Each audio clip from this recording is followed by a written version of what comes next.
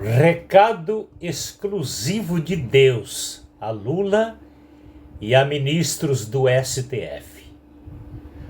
Atos capítulo 9, versículos de 1 a 9, está escrito: E Saulo, respirando ameaças e mortes contra os discípulos do Senhor, dirigiu-se ao sumo sacerdote, pedindo-lhe carta para ir a Damasco, nas sinagogas, a fim de encontrar seguidores de Cristo, quer homens, quer mulheres, para os conduzirem presos a Jerusalém. E indo Saulo no caminho, próximo de Damasco, veio-lhe um forte resplendor do céu, que ele derrubou do cavalo, no meio do clarão, deixando-o cego por 3 dias, quando ele, no momento, ouviu uma voz lhe dizendo: Saulo, Saulo, por que me persegues? Saulo perguntou: Quem falas? Obteve a resposta: Eu sou Jesus, a quem tu persegues. Atos capítulo 9, versículos de 1 a 9. Talvez estejam questionando: quando é que afrontamos e agredimos a Deus e perseguimos a Cristo? Mateus 25, versículo 40, registrou as palavras de Jesus dizendo: Tudo o que fizerdes aos meus seguidores, bem ou mal, estão fazendo a mim. Porventura, não foi isso que aconteceu com Saulo de Tarso na perseguição aos cristãos? Perseguir os cristãos é mesmo que perseguir a Cristo e ser repreendido por ele. Chamo-lhes a atenção para observarem comigo o que Deus fez e vem fazendo aos seus agressores durante a história da raça humana contada pela Bíblia e até hoje, ano 2023. A resposta de Deus aos seus agressores. O livro de Gênesis, capítulos 6 e 7, registrou Deus dando aos antediluvianos a oportunidade para arrependimento da corrupção e violência naquele tempo. O não arrependimento permitiu a morte de toda a raça humana no dilúvio, salvando apenas 8 vidas que foram fiéis a Deus, Noé e sua família.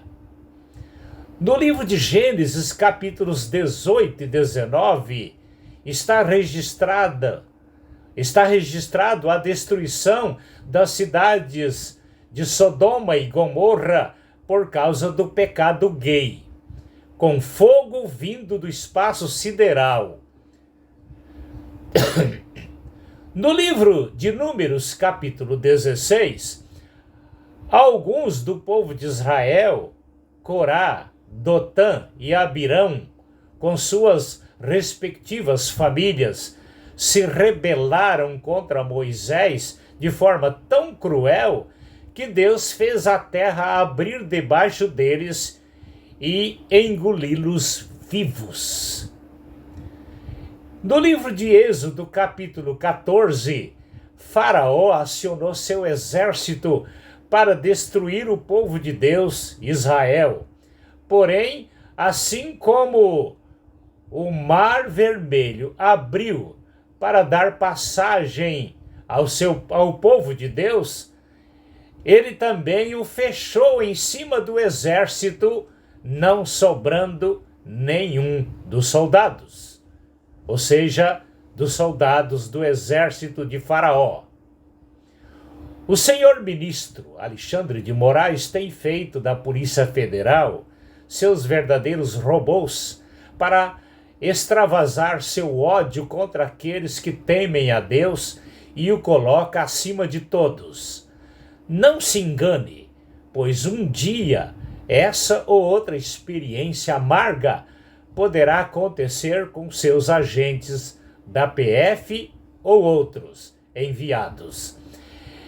Em volta da nossa casa e onde estamos, pessoas não cristãs nos perguntam: que exército é esse com espadas flamejantes em torno de você e de sua família em todos os lugares onde vocês estão?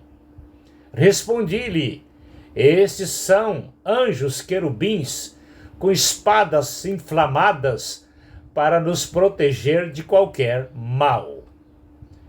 No livro de Daniel, capítulo 6, os inimigos sem causa do profeta Daniel, por ciúmes, promoveram a morte do profeta comido pelos leões, prendendo-o na cova dos leões durante toda uma noite. Deus protegeu o profeta, o qual saiu daquela cova ileso. Mas seus inimigos foram lançados por ordem do rei da Babilônia na mesma cova, e em poucos minutos os leões esmigalharam até os seus ossos. Daniel capítulo 6, versículo 24. Por acaso estão esperando acontecer coisas semelhantes aos senhores? O livro de Atos dos Apóstolos, capítulo 12, registrou o rei Herodes matando Tiago à espada e guardando na prisão o apóstolo Pedro para matá-lo mais tarde, ou seja, depois. O anjo de Deus foi até a prisão e libertou Pedro. Por causa da perseguição aos servos de Deus e tentar se colocar no lugar de Deus, Herodes morreu comido de bichos. Atos capítulo 12, versículos 22 e 23. No livro de Mateus capítulo 25, versículo 41, Deus classifica a todos os perseguidores do povo e dos projetos de Deus como esquerdistas sentenciados ao inferno eterno. Nos períodos extrabíblicos, creio que os senhores têm conhecimento do fim que tiveram Karl Marx, Nero, o imperador romano, Hitler e muitos outros por perseguições aos dois povos de Deus, os judeus e os cristãos. Os senhores não acreditam em todo o histórico mencionado acima? Isso não faz diferença. Crendo ou não, haverá, e se não houver arrependimento, os juízos serão inevitáveis. Apelo aos senhores para não pagarem para ver, porque será realmente muito cruel o juízo de Deus, ou os juízos de Deus sobre os agressores dele. Uma semelhança entre o profeta Elias e Bolsonaro. O livro de 1 Reis, capítulos 17 a 19, conta a história verídica do confronto entre o profeta Elias e a rainha Jezabel. Elias, apelando ao povo que só o Deus eterno é Deus, Jezabel tentava implantar em Israel a idolatria ao deus Baal. A vida de Elias, estando em perigo de morte, foi orientada por Deus para proclamar uma grande estiagem em Israel, ou seja, uma grande seca, por causa da crise idolátrica de Jezabel e mais 450 profetas de Baal, com mais 400 profetas de Azera, totalizando 850 profetas. Por causa da crise, Deus revestiu o profeta Elias de autoridade para decretar 3 anos e meio de estiagem em toda a região. Tiago capítulo 5, versículo 17. Ao mesmo tempo, Deus pediu que o profeta fugisse e escondesse à beira do ribeiro de Querite, onde os corvos, orientados por Deus, lhe levaram alimentos. Assim ele comia os alimentos e saciava sua sede do ribeiro. Depois que o ribeiro se secou, Deus enviou o profeta para se hospedar na casa de uma viúva pobre, num lugar chamado Serepta, onde Deus lhes deu o milagre da permanência dos alimentos durante todo o tempo que ele ficou ali, tanto para ele como para a viúva e o seu filho. 1 Reis, capítulo 17, versículos 8 a 24. Observemos aqui a experiência do profeta Elias se repetindo na vida do presidente Bolsonaro. Acredito que queiramos ou não, gostemos ou não do Bolsonaro, depois que seus inimigos forem dissipados, Deus o trará de volta para ocupar a sua posição no projeto de Deus, para ele e para o Brasil. O tempo até que tudo se cumpriu na vida do profeta Elias foi de 3 anos e meio. Bolsonaro está refugiado fora do país apenas por alguns meses. Por ordem de Deus, o profeta Elias retornou ao local do conflito, desmascarou a rainha Jezabel e, por ordem de Deus, matou os 850 profetas de Jezabel. 1 Reis, capítulo 18, versículos 19 a 46.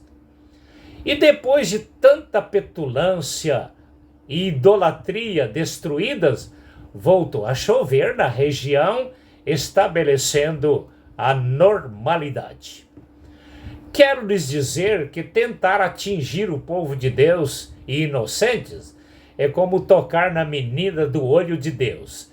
Mais cedo ou mais tarde, a recompensa do mal e das agressões feitas a Deus, prejudicando inocentes, sem dúvidas virá e não tardará.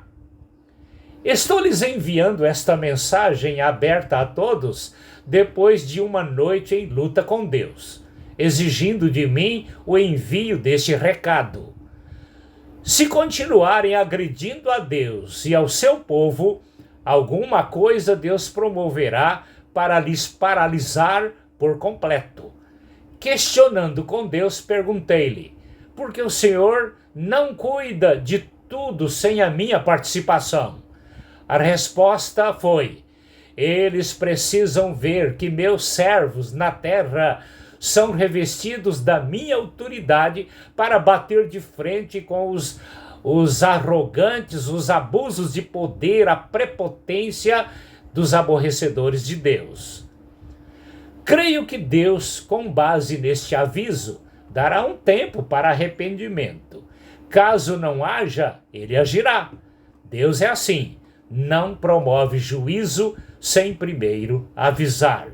De minha parte, sinto-me privilegiado por ser um porta-voz de Deus. Pensem nisso a sério e não brinquem com Deus, porque a Bíblia diz que Deus é um fogo consumidor para aqueles que tentam abusar dele.